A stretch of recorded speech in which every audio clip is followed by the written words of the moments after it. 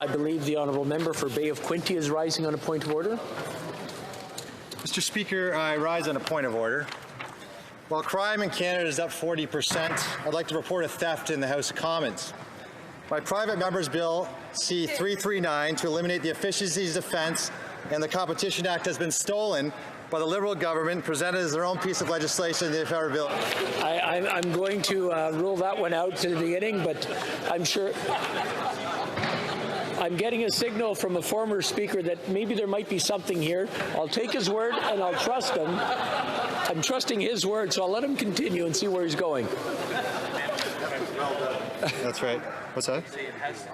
So it has to do with the management of private members' business, Mr. Speaker. My private member's bill was scheduled. It's finished first reading on June 8th. It's scheduled to be in second reading first hour in November of 21. When this government presents legislation that was in front of the House as a private member's business as their own, it takes away from parliamentarians who have worked hard, so oftentimes for the first time in their career, to be able to bring a private member's business before this House.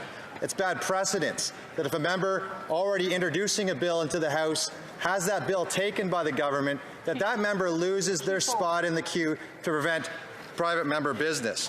And Mr. Speaker, for future parliamentarians and for this instance, the same question rule, or the rule of anticipation, will come into effect should the Liberal government bill make quicker progress, which, given that most House debate time is controlled by the government, is likely to occur.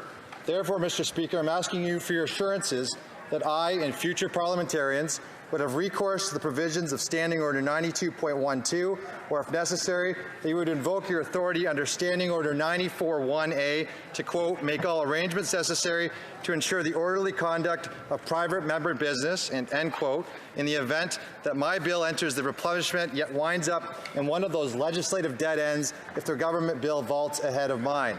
To this end, I would refer you to the reviewing on the ruling of your predecessor on November 4, 2011, at page 2984 of the debates concerning a procedurally irregular private member's bill. Quote, I am reluctant to deny the member what is likely his only opportunity in this Parliament to have an item on the order of precedence. In light of the unique nature of this particular situation, the member will be permitted to substitute another item to the order of precedence. The substitution shall be done pursuant to the spirit of Standing Order 92.1, end quote. The Procedure in House Affairs Committee subsequently recommended an amendment to Standing Order 92.1 in which the House adopted in 2015 as Standing Order 92.12, facilitating the replacement of items in situations where a private member's bill is dropped, quote, for having been ruled out of order by the Speaker, end quote.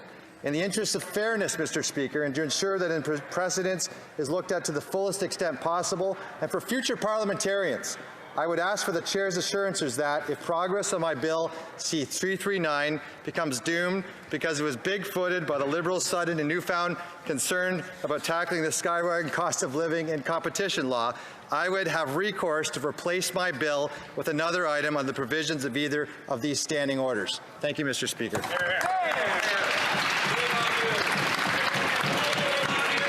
The honourable member for Kingston and the Islands is rising on this item as well.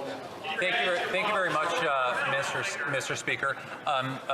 In light of this, we certainly weren't aware of this concern. If you would afford us the opportunity to come back to you before ruling on this to provide some comments as well, we would greatly appreciate that.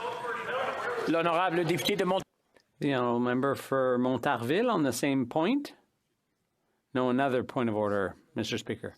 Okay, if you don't mind, I'll get back to you. Member, and I want to thank the honourable member for Regina Capel for the advice. That was very good of him. But yes, we will take that into consideration and come back to the House with something concrete. Thank you.